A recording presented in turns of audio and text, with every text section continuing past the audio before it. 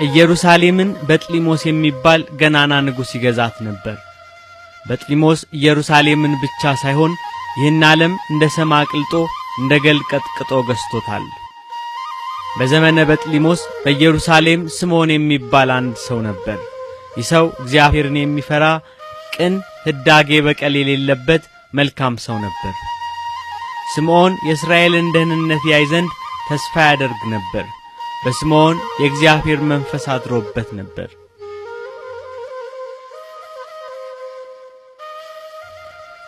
ንጉሥ በጥሊሞስ እጅግ ብዙ ቋንቋ ይናገር ነበር። በዚህ ምድር ላይ ምን ቀረኝ ብሎ ሲያስብ በብዙ ጥበብ የተሞሉ በብዙ ምሳሌያት የከበሩ የአባቶቻችን የትንቢት መጻሕፍት 46ቱ መጻሕፍተ ብሉያት እንደቀሩት ይነግሩታል። በእስራኤል ላይ ገዢ ሆኖ ነበርና ጸሐፊዎቹንና መጻሕፍቱን ባስቸኳይ ላኩልኝ ብሎ አዘዘ። እስራኤላውያኑ 46ቱን መጻሕፍተ ብሉያት 72ቱን ጸሐፍት አድርገው ሰደዱለት።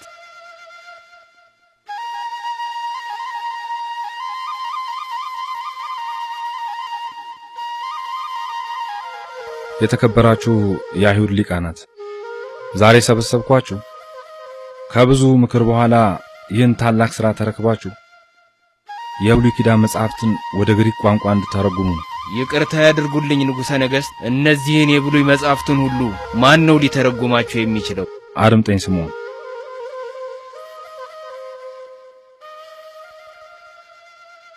የብሉይ ኪዳን መጻሕፍትን ለእያንዳንዳችሁ ተከፋፍላችሁ ድርሻችሁን በታላቅ ጥንቃቄ ተተረጉማላችሁ። ሥራችሁን አሁኑኑ ጀምሩ፣ ቶሎም ተገናኙ። አሁን ወደ ሥራችሁ መሄድ ትችላላችሁ። ከ46ቱ መጻሕፍተ ብሉያት የኢሳይያስ የትንቢት መጽሐፍ ለስምዖን ደረሰው። እየተረጎመ እነሆ ድንግል ትጸንሳለች የሚለው አንቀጽ ላይ ደረሰ። በነገሩ ግራ ተጋባ። ድንግል ትጸንሳለች፣ ወንድ ልጅም ትወልዳለች፣ ስሙንም አማኑኤል ብላ ትጠራዋለች። እንዴት ይህ ሊሆን ይችላል?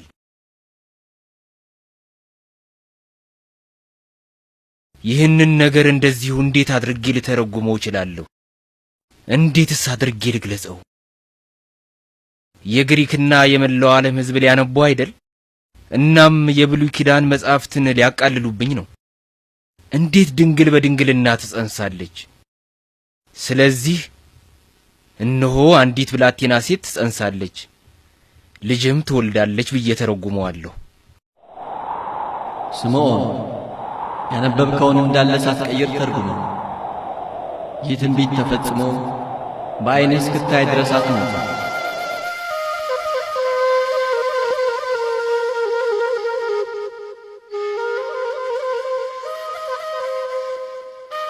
በአዳም ኃጢአት ፍጥረታት በሞት በሲኦል ይጣላሉ። ዲያብሎስ አዳምና ልጆቹን በገሃነም ይገዛቸዋል። ሞት በሰው ልጆች ላይ ነግሷል። የቃል ኪዳኑ ቀን ሊደርስ የአዳም የቀጠሮ ቀን ሊቃረብ ጥቂት ዘመናት ይቀራሉ። ሁሉ በአዳም በሞት በሲኦል ይሰቃያሉ። የነቢያቱ ለቅሶ፣ የአዳም ጩኸት፣ የልጅ ልጆቹ እንባ ከሲኦል ይሰማል። ትንቢትና ምሳሌው ሲቃረብ የትንቢቱ መፈጸሚያ የምሳሌው መታያ በምድር ፍጥረታት መገኘት ጀመሩ።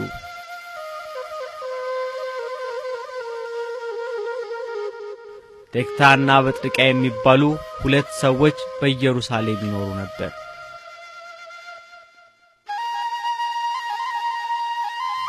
እጅግ ትሁት፣ ደጋግ፣ ቸር ባልና ሚስት ነበሩ።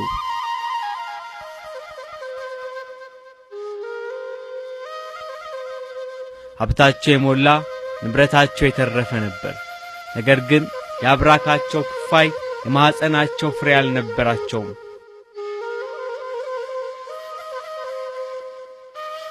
ከብዙ ልቅሶና ጸሎት በኋላ እግዚአብሔር በራእይ ምስጢሩን ገለጸላቸው።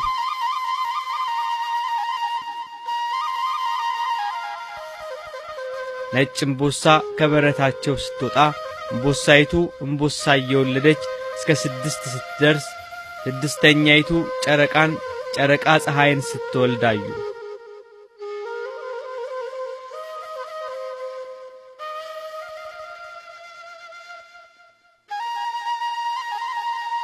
የሕልማቸውን ፍቺ ከበዳቸው። በሀገሩ ወደ ታወቀ መፈክረ ሕልም ሄደው ነገሩት።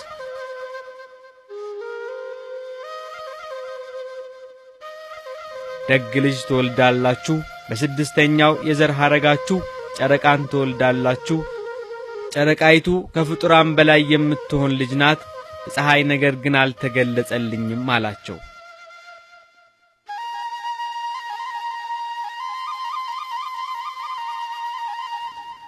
የፀሐይ ነገር ሳይገባቸው ጊዜ ይፍታው ብለው ሄዱ። እግዚአብሔር ልመናቸውን ሰምቶ ሄሜን የምትባል ሴት ልጅ ወለዱ። ሄሜን ዴርዴንን፣ ዴርዴን ቶናን፣ ቶና ሲካራን፣ ሲካራ ሄርሜላን፣ ሄርሜላ ሐናን ወለደች።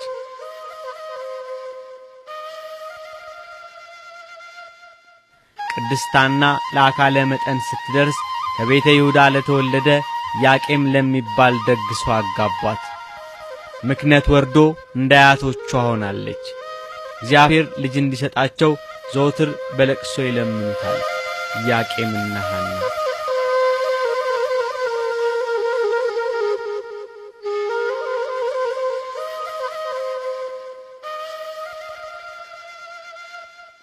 ሐና ለ30 ዓመታት በትዳር አብረን ኖርን። መካንነትሽን ካወቅሽበት ጊዜ ጀምሮ እንዳለቀሽ ነው። እባክሽ ማልቀስሽን እስኪ ተዩ። የሔዋን ዘር ሁሉ የማህፀኗን ፍሬ ለማየት ስትታደል፣ እኔ ግን ይህ የእግዚአብሔር ፈቃድ ነው። እኛም መጸለያችንንና መስዋዕት ማቅረባችንን በፍጹም አንተው።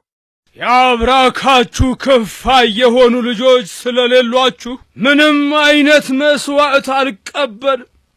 ይሄ ደግሞ የሙሴ ሕግ ነው።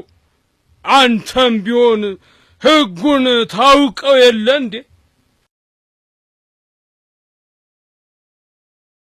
ልጆች ስለሌሉን ሊቀ ካህናቱ መስዋዕታችንን እንደማይቀበል አውቄው ነበር።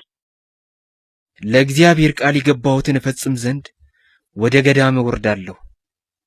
በዚያም ስጸልይና ስጾም ለ40 ቀንና ሌሊት እቆያለሁ። እግዚአብሔር ከዚህ ሁሉ መከራ ያወጣኛል።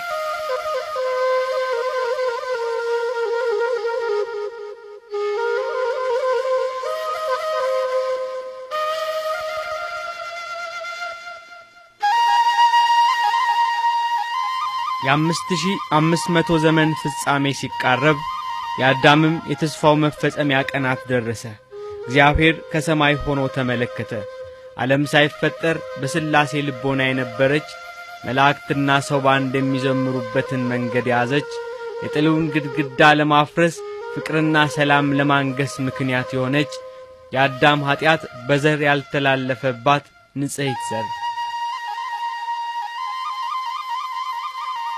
አባቷ ዳዊት ትንቢት እንደተናገረላት ይህቺ የዘላለም ማረፊያዬ ናት፣ መርጫታለሁና በዚህች አድራለሁ እንዳለ እመቤታችን ቅድስት ድንግል ማርያም ለአምላክ ድንቅ ሥራ ተዘጋጀች።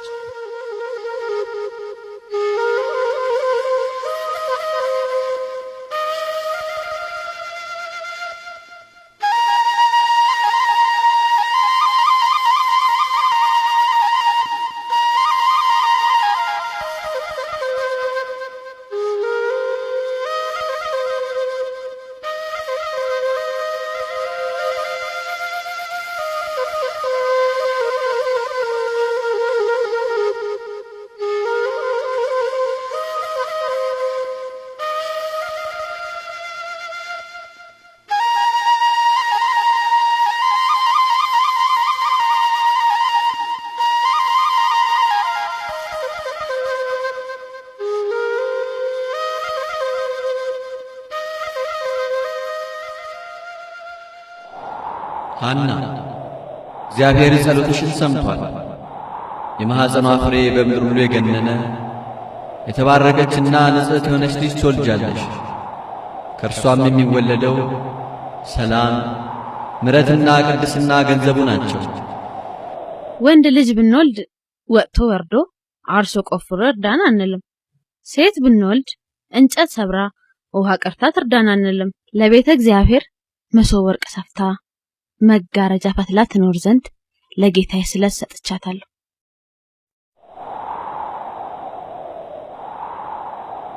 በእግዚአብሔር ፊት የምቆመው እኔ ገብርኤል ነኝ። መልካሙን ዜና በስር ዘንድ እግዚአብሔር ልኮኛል። ባለቤትህ ሐና ትጸንሳለች፣ ስሟ ማርያም የምትባል ሴት ልጅ ትወልዳለች። ከእርሷም የዓለም መድኃኒት የሆነ ኢየሱስ ክርስቶስ ይወለዳል።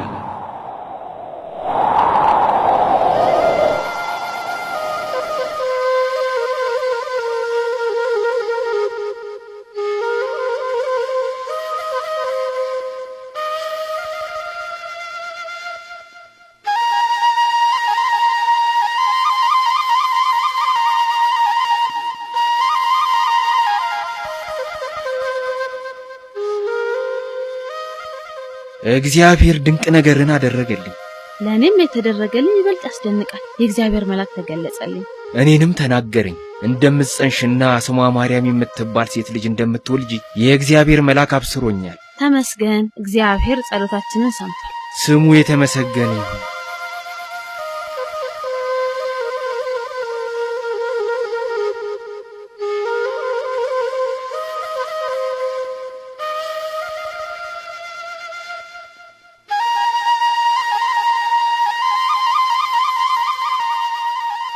እርሱ ጌታ እግዚአብሔር ዓለምን ሁሉ የሚቀድስበትና የሚዋጅበትን ሥራ ሊሠራ በተዘጋጀበት በዚህ ሰዓት ድንግል ማርያም በሊባኖስ ተራራ ተወለደች። ግንቦት 1 ከፀሐይ 7 እጅ የምታበራ የመልኳ ደም ግባት ከማርና ከስኳር ይልቅ ደስ የሚያሰኝ የመዓዛዋ ሽታ ከሽቱ ሁሉ የሚበልጥ የእግዚአብሔር ስጦታ የሆነች ድንግል ማርያም ተወለደች። አትጨነቅ ኢያቄም፣ ባለቤቴ እኮ ከውስጥ አብራታለች። መልካም ዜና ልንገራችሁ። ፊቷ እንደ ፀሐይ የሚያበራ ደምግባትና ውበት ያደላት ሴት ልጅ እግዚአብሔር ሰጥቷችኋል። ዘካርያስ ትሰማለህ የተባለውን? ተመስገን አምላኬ።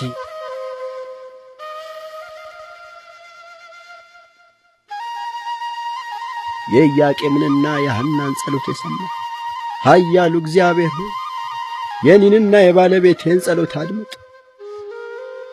እባክህን ጌታዊ ተለመን። እስኪ እንዴት እንደምታምር ተመልከታት ኢያቄም። ስሟን ማንን በለው? ማርያም ትባል፣ በእግዚአብሔር የተመረጠች ናት።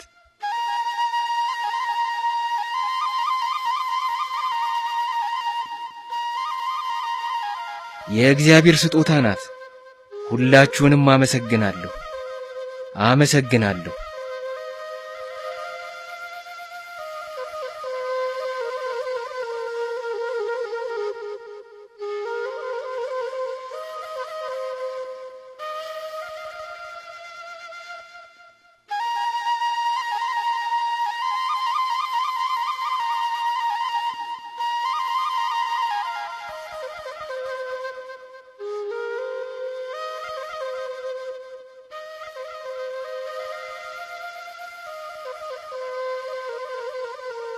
ልጄ ማርያም ተኝታለች እንዴ?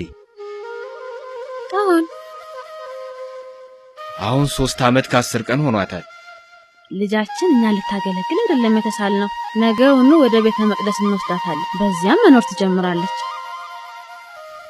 ኢያቄምና ሐና በልዩ ስለት ያገኟትን ልጃቸውን 3 ዓመት በቤታቸው ካሳደጓት በኋላ በስለታቸው መሰረት ወደ ቤተ መቅደስ ወሰዷት።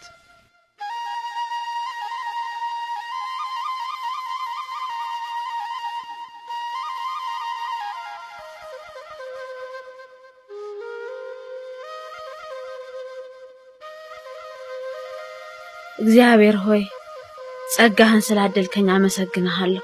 አሁን እንግዲህ መስዋዕትን ማቅረብ ይቻለኛል። አቤቱ ጌታ ሆይ ጠብቃት፣ በበረከትህም ቀድሳት። የእመቤታችን የቅድስት ድንግል ማርያም አክስት ቅድስት ኤልሳቤጥ በይሁዳ ከተማ በተራራማው አገር ትኖር ነበር። ባለቤቷ ካህኑ ዘካርያስ ይባላል። በኦሪት ሥርዓት የቤተ መቅደሱ አገልጋይ ነበር። ዘካርያስና ኤልሳቤጥ ዕድሜያቸው እየገፋ ሄዷል። የአብራካቸው ክፋይ ልጅ ግን አልነበራቸውም። ምን ሆነሻል ኤልሳቤጥ? የተከፋሽ ትመስያለሽ።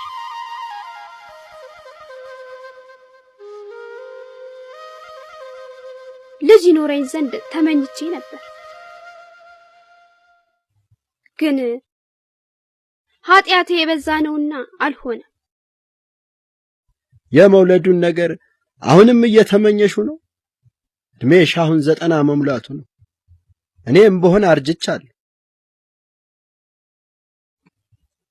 ለእግዚአብሔር የሚሳነው ነገር የለም።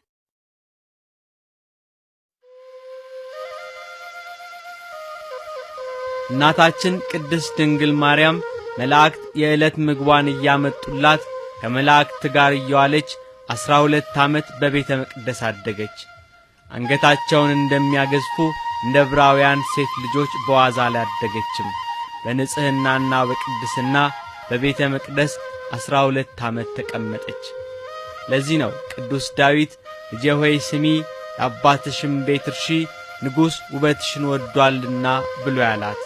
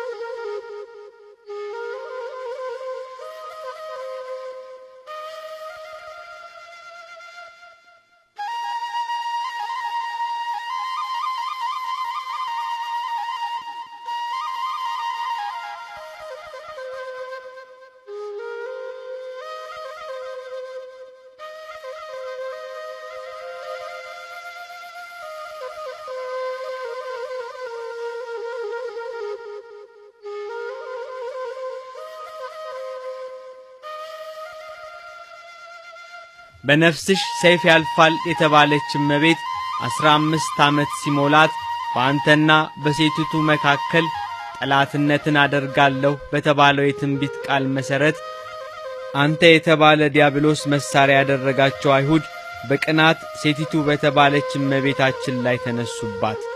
ቤተ መቅደሳችንን ታሳድፋለች፣ ትውጣ ብለው ንትርክ ጀመሩ።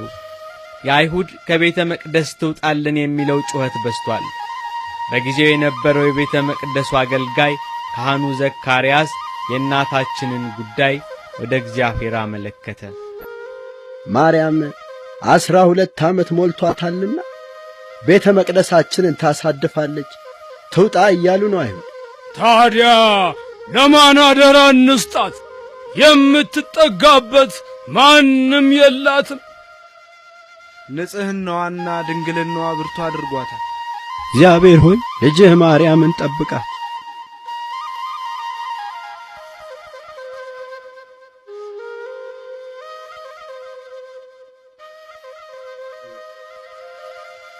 ዋሊያ ወደ ውሃ ምንጭ እንደሚናፍቅ ነፍሴ አንተን ተጠማች።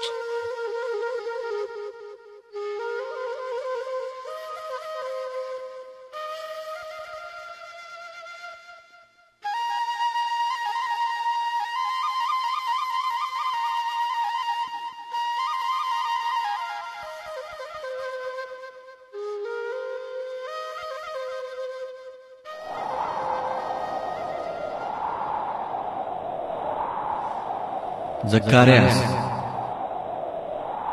ከነገደ ይሁዳ ሚስቶቻቸው የሞቱባቸውን አዛውንት በትራቸውን ሰብስበህ ከቤተ መቅደስ አስገብተህ ጸልይበት። በዚያ ምልክት እሰጥሃለሁ።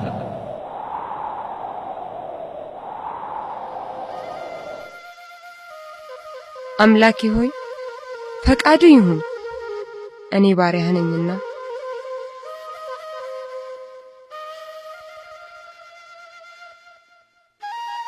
የሰማይና የምድር ፈጣሪ ሆይ እንድፈጽም ያዘዝከኝን ነገር ሁሉ ይኸው አድርጌያለሁ። ኃይልህንና ፍቅርህን አሳይ። የቤተ መቅደሷን የኢያቄምን ልጅ ድንግል ማርያምን አምላኬ ሆይ ለማን አደራ እንደምሰጣት ግለጽልኝ። ካህኑ ዘካርያስ ሚስቶቻቸው የሞቱባቸውን ከነገደ ይሁዳ የሆኑትን ሽማግሌዎች በትራቸውን እንዲያመጡ ተናገረ። ሚስቶቻቸው የሞቱባቸው የነገደ ይሁዳ ሽማግሌዎች በትር ቤተ መቅደስ ገባ። በጣኑ መዓዛ በካህናቱ ጸሎት ወደ ቤተ መቅደስ የገባው በትር ተመልሶ ሲወጣ ከበትሮቹ መሃል የአንድ አረጋዊ በትር ለምልማ አፍርታ በላያም ላይ ዮሴፍ ሆይ ድንግል ማርያምን ጠብቃት የሚል ጽሑፍ ይዛ ተገኘች። አረጋዊ ዮሴፍ የድንግል ማርያም ጠባቂ እንዲሆን ተመረጠ። የዮሴፍ በትር ናት። አቆጥቁጣለች፣ ለምልማለች፣ አቆጥቁጣለች።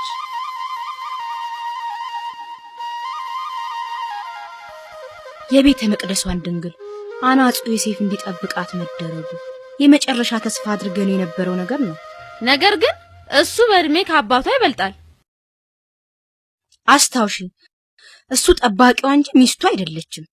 እንግዲህ እንዴት እንደሚንከባከባትና ኑሯቸው ምን እንደመስል እናያለና። ደካማ አዛውንት ነኝና አዘንልኝ። በእስራኤል ልጆች ፊት መሳቂያ እንዳልሆን እፈራለሁ። የ70 ዓመቷ አዛውንት የ15 ዓመቷ ልጅ አጨ ሲባል ሰዎች ምን ያስቡ ይሆን? ይህ የኛ ፍቃድ ቢሆን ለአንድ ወጣት በዳርናት ነበር። ነገር ግን ይህ የመንፈስ ቅዱስ ፈቃድ ነውና ለፈቃዱ ልትገዛና እሷንም ልትጠብቃት ይገባል። እኔ የእግዚአብሔር ባሪያው ነኝና የአምላኬ ፈቃድ ይፈጸም ዘንድ እነሆ እኔ ባሪያው። እግዚአብሔር ሆይ ስምህ የተባረከ ይሁን። የነገሥታት ንጉሥ ክብር ላንተ ይገባል። ዮሴፍ ድንግል ማርያምን እንዲጠብቃት ሰጥተነዋልና ሁላችንንም ባርክ። የእስራኤል ንጉሥ እግዚአብሔር ሆይ ስምህ ለዘላለም የተቀደሰ ይሁን።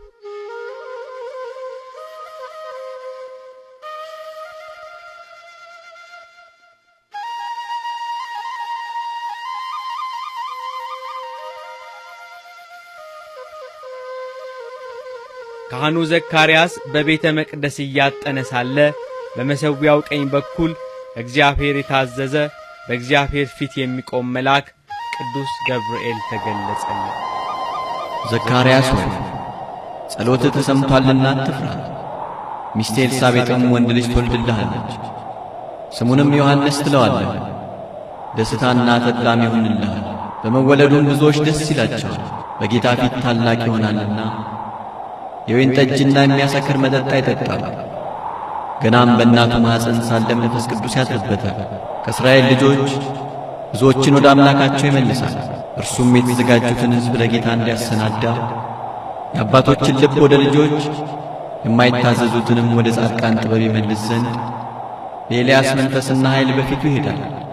እኔም ሽማግሌ ነኝ፣ ሚስቴም በዕድሜዋ አርጅታለች። ይህን በምን አውቃለሁ? እኔ በእግዚአብሔር ፊት የምቆመው ገብርኤል ነኝ።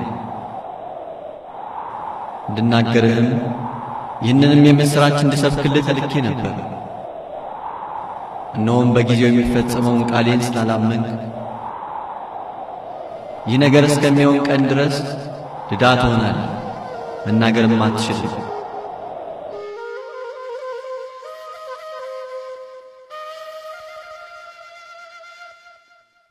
የዘመኑ ፍጻሜ በደረሰ ጊዜ መልአኩ ቅዱስ ገብርኤል የገሊላ ክፍል ዕጣ ወደምትባል አገር ከእግዚአብሔር ዘንድ ታዞ ሄደ። ደስ ይበልሽ ጸጋ የተሞላሽ ሆይ ጌታ ካንቺ ጋር ነው። አንቺ ከሴቶች መካከል የተባረክሽ ነሽ። ማርያም ሆይ በእግዚአብሔር ዘንድ ጸጋን አግኝተሻልና አትፍሪ። እነሆም ትጸንሻለሽ፣ ወንድ ልጅም ትወልጃለሽ፣ ስሙንም ኢየሱስ ትዪዋለሽ። እርሱ ታላቅ ነውና የልዑል ልጅም ይባላል። ጌታ አምላክም የአባቱን የዳዊትን ዙፋን ይሰጠዋል። በያዕቆብም ቤት ለዘላለም ይነግሣል፣ ለመንግሥቱም መጨረሻ የለውም። ወንድ ስለማላቂህ እንዴት ይሆናል? መንፈስ ቅዱስም ባንቺ ላይ ይመጣል፣ የልዑል ኃይልም ይጸልልሻል። ስለዚህም ደግሞ ካንቺ የሚወለደው ቅዱስ የእግዚአብሔር ልጅ ይባላል። እነሆም ዘመንሽ ኤልሳቤጥ እርሷ ደግሞ በእርጅናዋ ዘመን ወንድ ልጅ ጸንሳለች። ለእርሷ መካን ትባል ለነበረችው የ6ኛ ወር ነው፣ ለእግዚአብሔር የሚሳነው ነገር የለምና።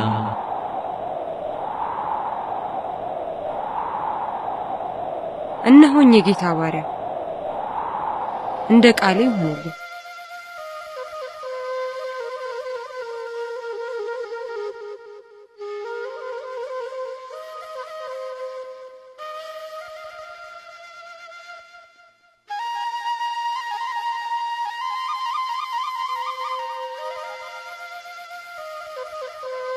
ጸሎቴን የሰማኸኝ አምላኬ ስምህ የተመሰገነ ይሁን።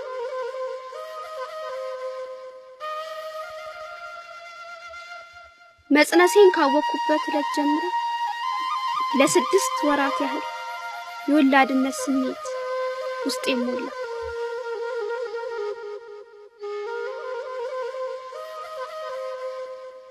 ጽንሱ በማህፀኔ ሲላወስ ይሰማኛል።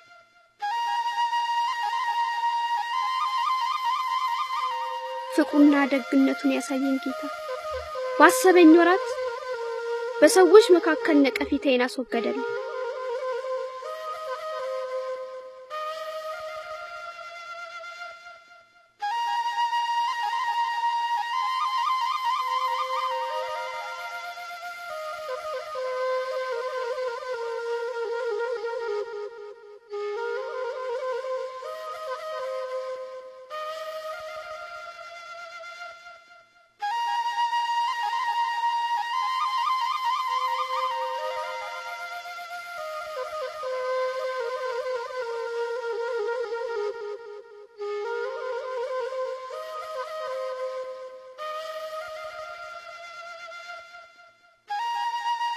እመቤታችን ቅድስት ድንግል ማርያም ዘመዷ ኤልሳቤጥን ልትጠይቅ ወደ ተራራማው አገር ወደ ይሁዳ ከተማ ሄደች።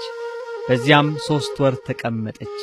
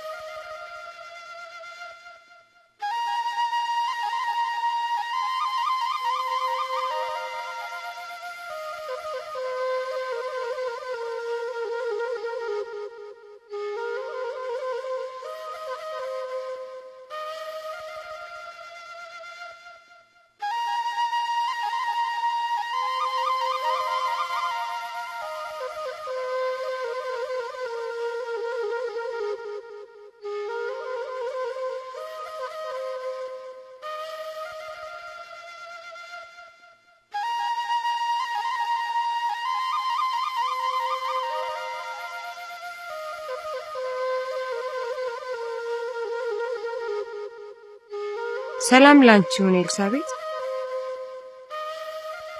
አንቺ ከሴቶች መካከል የተባረክሽ ነሽ፣ የማህፀንሽ ፍሬ የተባረከ ነው። የጌታዬ እናት ወደኔ ትመጣ ዘንድ እንዴት ይሆንልኛል? እነሆ የሰላምታሽ ድምጽ በጆሮዬ በመጣ ጊዜ ጽንሱ በማህፀኔ በደስታ ዘሏልና። ከጌታ የተነገረላት ቃል ይፈጸማልና ያመነች ብጽዕት ናት። ነፍሴ ጌታ አከብሯለች፣ መንፈሴም በአምላኬ በመድኃኒቴ ሐሴት ታደርጋለች።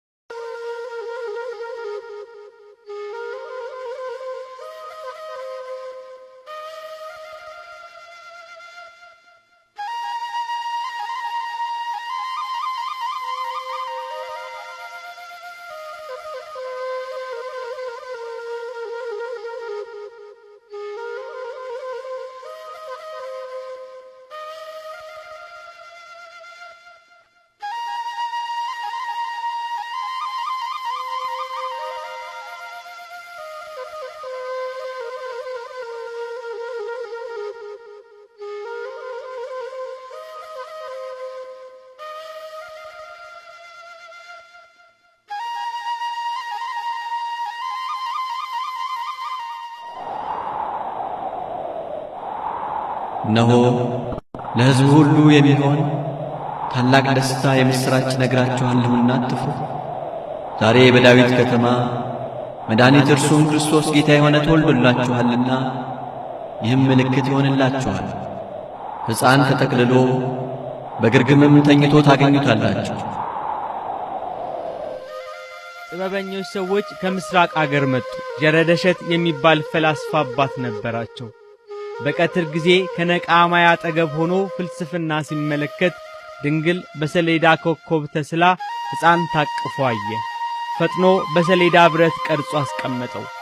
በሚሞትበት ጊዜ እንዲህ ያለ ኮከብ ሲወጣ ባያችሁ ጊዜ ሰማያዊ ንጉሥ ይወለዳልና ወስዳችሁ ስጡ ብሏቸው ነበር። ያንን ሰምተው በኮከብ እየተመሩ ሰብአ ሰገል ወደ ቤተልሔም መጡ።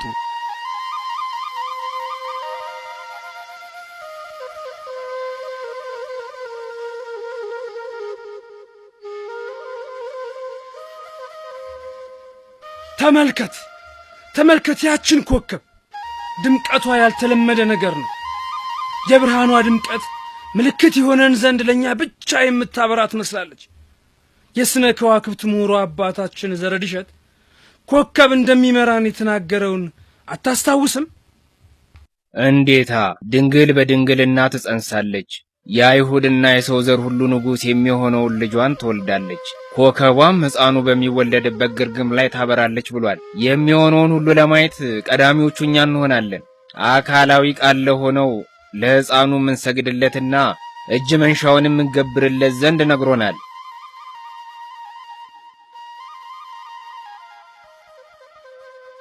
ሕፃኑን ለማየት ነው የመጣችሁ?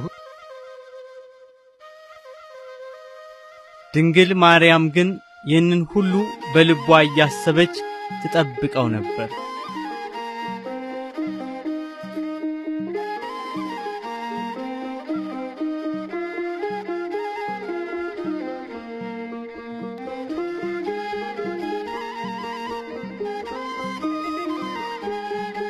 በግርግም ውስጥ የተፈጸመውን ሰማ አይደል ኢያሱ?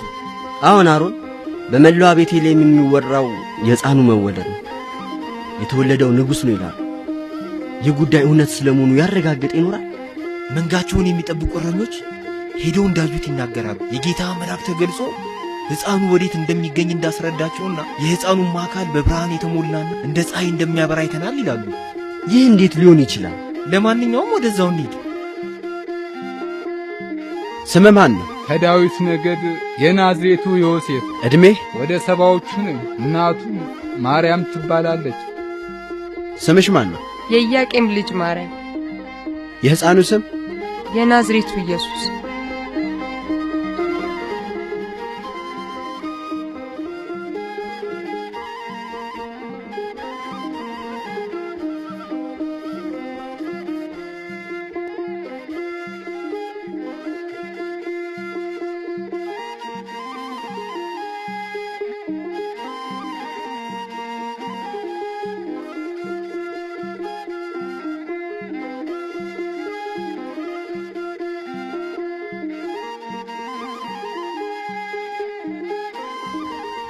ጌታ ሆይ አሁን እንደ ቃልህ ባሪያህን በሰላም ታሰናብተዋለህ።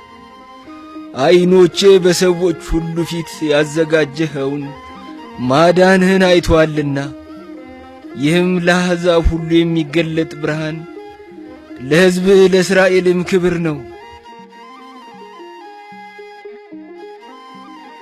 ያንተና የወንድም አንገት እንዲቀላ ማዘዜ ትክክል ነበር። አሁንም እንደገና በሕይወት ብትተርፍ ደግሞ አንገት እንዲቀላ አደርጋለሁ። ከግብጽ እስከ ደማስቆ ድረስ ግዛቴን አስፋፍቻለሁ። ወታደሮቼን አስፍሬያለሁ። ጭፍሮቼም በመላው ዓለም ይገኛሉ። እኔ ንጉሥ ሄሮድስ ነኝ፣ ሌላ ንጉሥ የለም። እኔ ብቻ እንጂ ሌላ ንጉሥ የለም። እኔ ብቻ እንጂ ታላቁ ንጉሥ እኔ ነኝ፣ ሌላ ማንም የለም።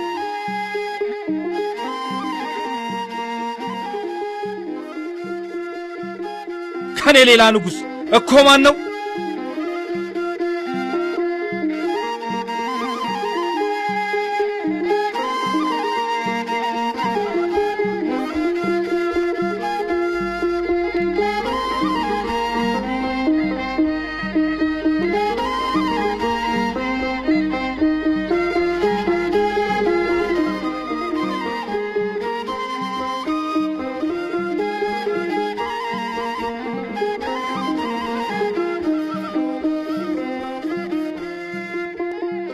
ግርማዊነቱ ከሩቅ ምስራቅ ከፋርስ የመጡ የጥበብ ሰዎች ሊያነጋግሩት ይፈልጋሉ። በቶሎ አስገባቸው። እሺ ግርማዊነቱ፣ መግባት ትችላለህ።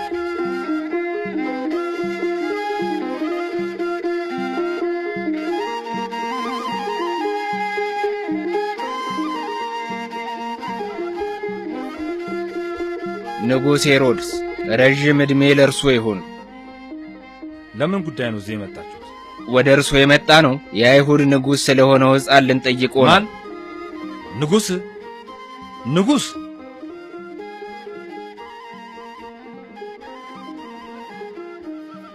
ከኔ ሌላ ንጉሥ? እንዴት? ሊቃነ ካህናቱን በሙሉ ማታውኑ አሰባስቡልኝ። ዘብ የጥበብ ሰዎችን ወደ ማረፊያቸው ውሰድ። ከኔ ሌላ ንጉሥ?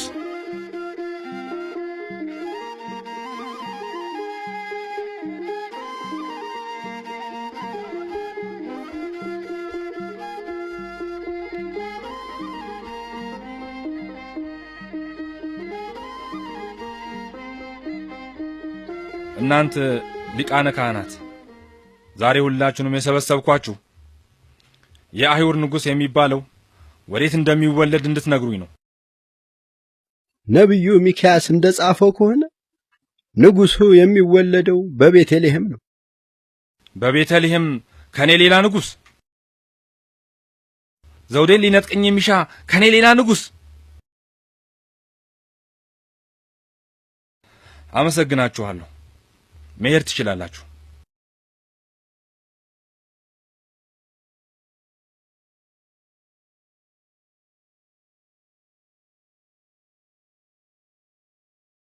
የጥበብ ሰዎችን በፍጥነት አቅርብልኝ።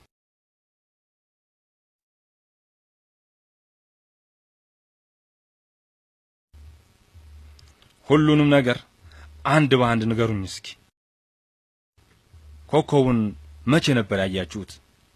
ከ2 ዓመት በፊት ነው። ታዲያ ይህን ያህል ጊዜ ለምን ቆያችሁ? አልቆየንም።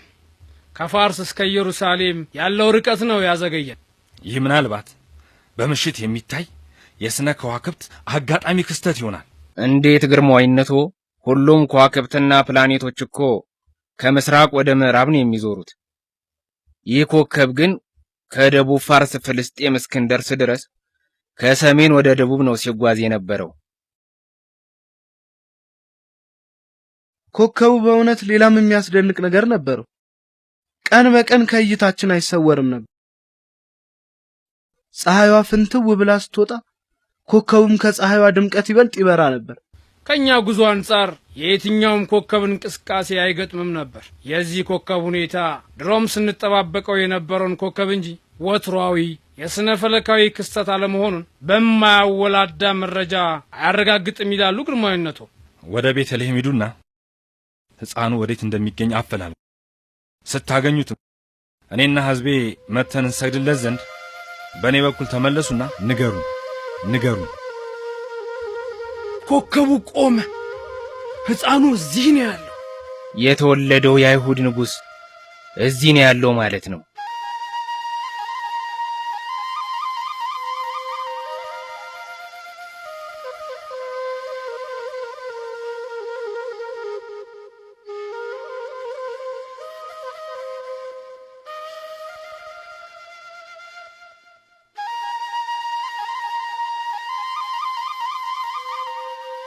ወርቅ ለንግስና፣ ዕጣን ለክህነትህ፣ ካርቤ ለሞትህ፣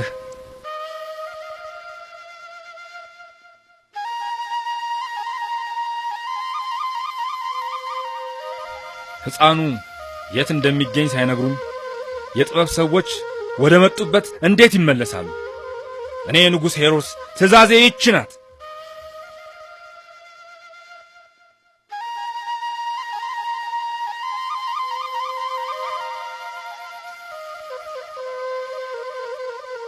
በቤተልሔም ከተማና በአካባቢዋ የሚገኙ 2 ዓመት የሞላቸውና ከዚያ በታች የሆኑ ወንድ ሕፃናት በሙሉ እንዲገደሉ ይሁን።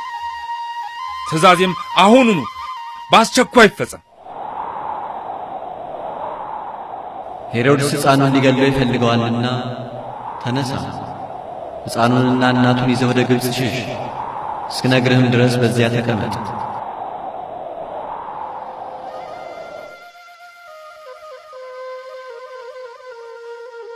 ዘካርያስ ካህኑ ወንድ ልጅ ወልዷል።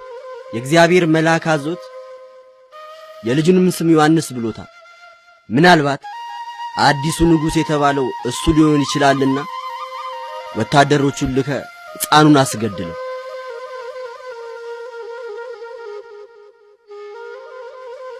አሁኑኑ በአስቸኳይ ሂዱና ግደሉት።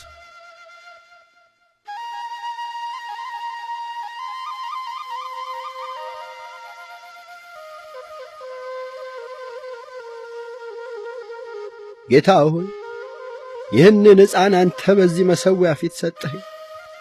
እነሆ ለአንተ መልሼ የሰጠሁ የፈቀድከውን አድርግ።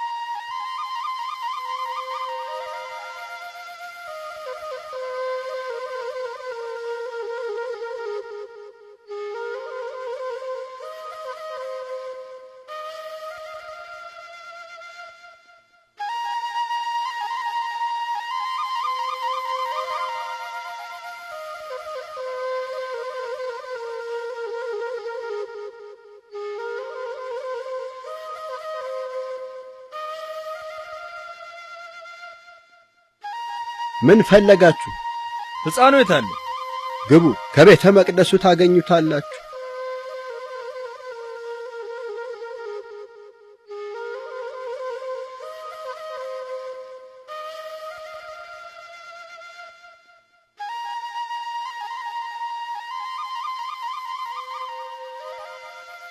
ዘካርያስ የቀለድክብን ነው። ሕፃኑን አላገኘነው።